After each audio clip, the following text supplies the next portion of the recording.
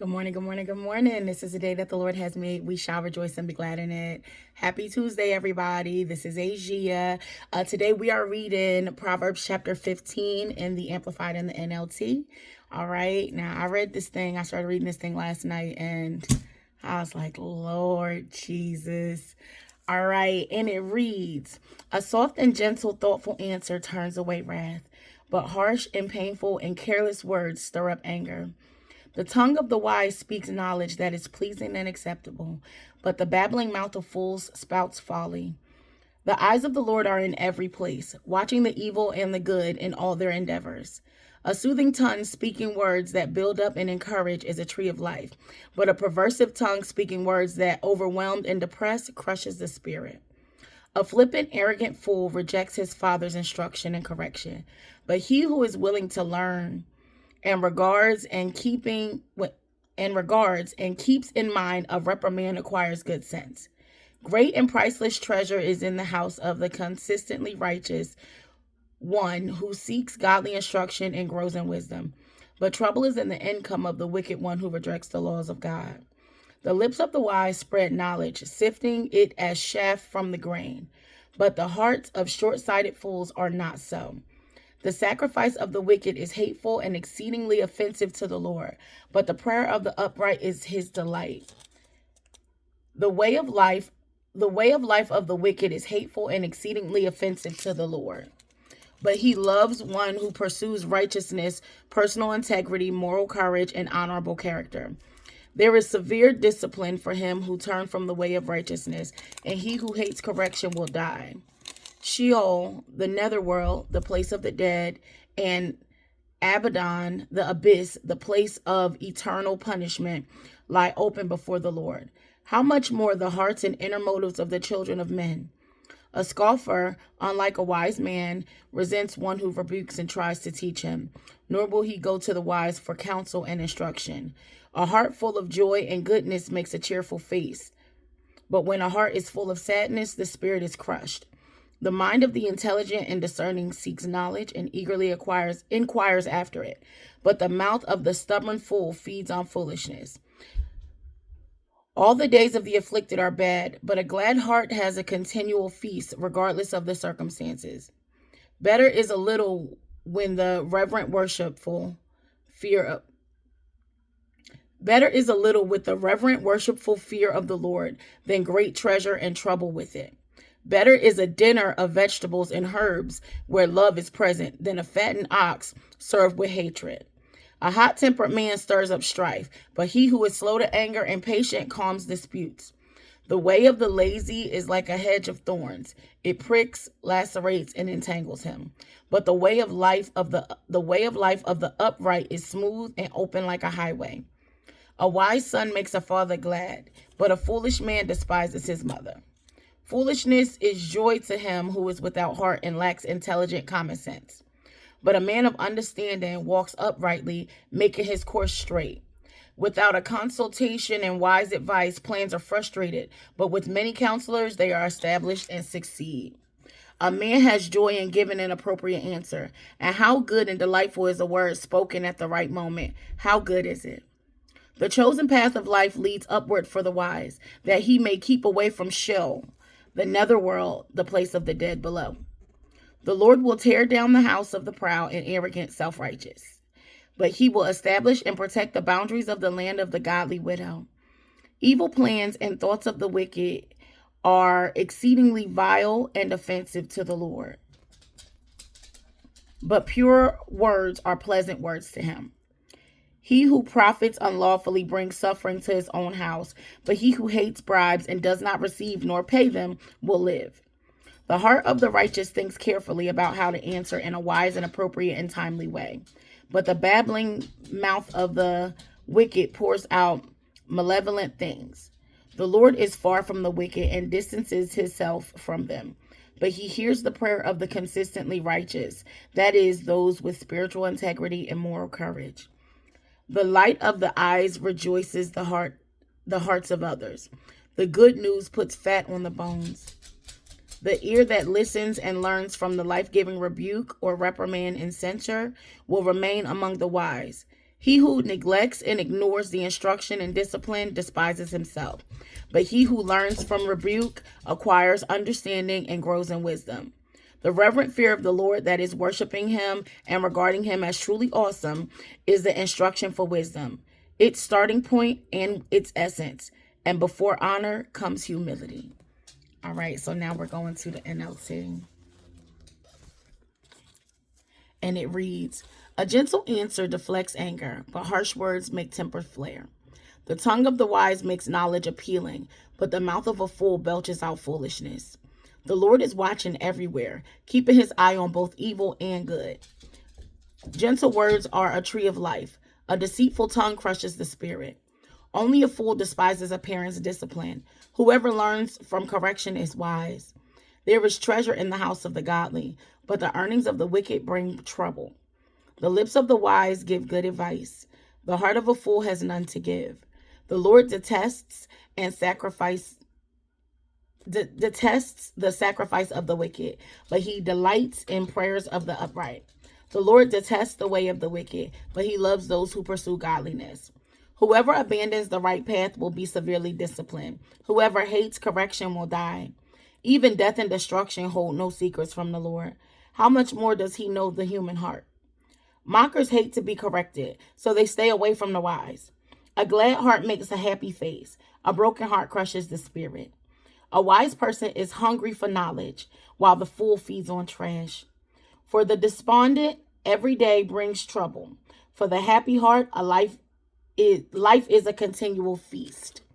Better to have little with fear for the Lord than to have great treasure and inner turmoil. A bowl of vegetables with someone you love is better than a steak with somebody you hate. A hot-tempered person starts fights. A cool-tempered person stops them. A lazy person's way is blocked with briars, but the path of the upright is an open highway. Sensible children bring joy to their father. Foolish children despise their mother. Foolishness brings joy to those with no sense. A sensible person stays on the right path. Plans go wrong for lack of advice. Many advisors bring success. Everyone enjoys a fitting reply. It is wonderful to say the right thing at the right time. The path of life leads upward for the wise. They leave the grave behind. The Lord tears down the house of the proud, but he protects the property of the widows. The Lord detests evil plans, but he delights in pure words. Greed brings grief to the whole family, but those who hate bribes will live.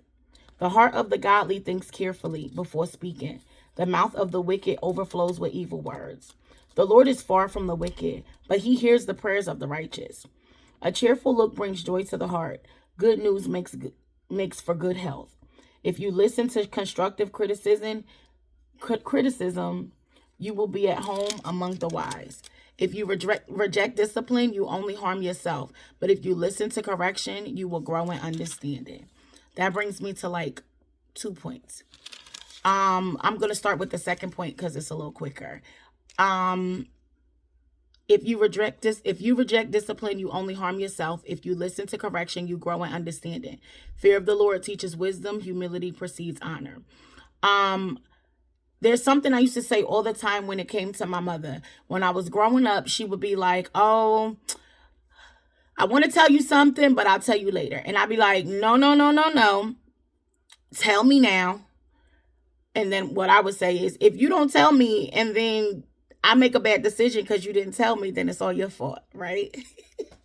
And she'd be like, so she'll tell me, and then I can make an informed decision based off of the knowledge that someone who knows more than me could give me, right? So with that being said, when someone is giving you, I'm going to just say when somebody giving you, the way to go, don't go the opposite way. Generally, when people are speaking to you, they're speaking to you, especially if they're older than you, they're speaking to you out of experience, and they're telling you hey, I did it this way already. I did it wrong already. I've already done it this way. So I'm telling you the best way to go so that you don't have to go through the things that I went through. So they're trying to save you from yourself in a sense. But if you don't let them save you from yourself, then, you're just not going to be saved. But they tried. So don't despise wisdom, especially these days in our culture. It seems like when I was growing up, 80s, 90s, you know what I mean? had our grandparents with us. We were always with our grandparents. We knew our cousins. Like, everybody is completely separated these days. People don't know family. Family is not important like it used to be. There was, when I was growing up, we sat down and, okay, I thought this was gonna be faster. We sat down and we listened when our great grandmother spoke, right? When my great grandmother would speak, one minute she would be fine and she would just be telling us a story, and then she would just break out in song out of nowhere, right? It's probably why I do it now. But with that being said, we gleaned from our elders. People don't do that these days. So go on ahead and make sure when you have somebody that has been through more than you, when you have somebody who, you know what I mean, has more wisdom than you, and they've been through some things, listen to them. Heed the warning that they call, because the fact of the matter is they've been through so much more. They've been through so much more. So they can tell you out of experience, this is how it was. Now, nobody wants to hear back in my day, but I promise you, if you would listen, you would go through, because a lot of times consequences are still the same from back in the day and now. Actually, now they're a lot worse than they were back in the day sometimes. So glean from the elders, listen to wisdom, hear what they're speaking. Don't despise the wisdom of the elders, because they're really, truly speaking wisdom. And then the first thing was chapter 15, verses 1 and 2, and it says, a gentle answer deflects anger, but harsh words make tempers flare. The tongue of the wise makes knowledge appalling, but the mouth of a fool belches out foolishness. I tell my children all the time, and I probably said it here several times, you can't take back words that have been spoken. You can only apologize, right? You cannot take words back that have been spoken. You can only apologize. But when you apologize, honestly, most times people will not see you the same. And when you move quick, things change because you move quick, right? Things change because your pride got into something and you decided you was just going to talk. You was just going to say what you wanted to say because you had to get the last word, or you had to be right. One thing my mother often said when I was, younger and things like that, do you want to be in a relationship or do you want to be right? You can't have both, right? Because I would be, especially when I was younger, I was mouthy, mind your business. So because I was mouthy and I knew I was right about a certain situation, my mother and my father had to explain to me, like, hey, you don't have to just be right. You don't have to, it doesn't have to go like that, right? So I'm young, I'm a mom now, I'm in a relationship, you know what I mean? And all the things. So I'm thinking, I got this, I know what I know. And my mother said, you got to understand, when you got two people coming together from totally different backgrounds, y'all don't see things the same, right? So she would often tell me, stand down, calm down. She told me some other things, but whatever. But she was like, stand down, calm down. You don't have to be right. And even when you are right, eventually he'll see it a different way. But right now, you don't have to stand and argue your point. Is that the most important thing right now? Somebody acknowledging that you're right? Because two headstrong people, it's really hard for them to be in a relationship because they battle. Because everybody wants to be right. But it's not my job to be right. It's my job to give wisdom. And my mother was teaching me what a helpmate was, right? She was teaching me what a helpmate was. My father would explain different things to me, and he'd be like, hey, listen, I'm telling you now, this may seem right, but as a man, he's not going to look at it that way. And you know what I mean? We got to glean from our parents. But do you want to be right, or do you want things to go right?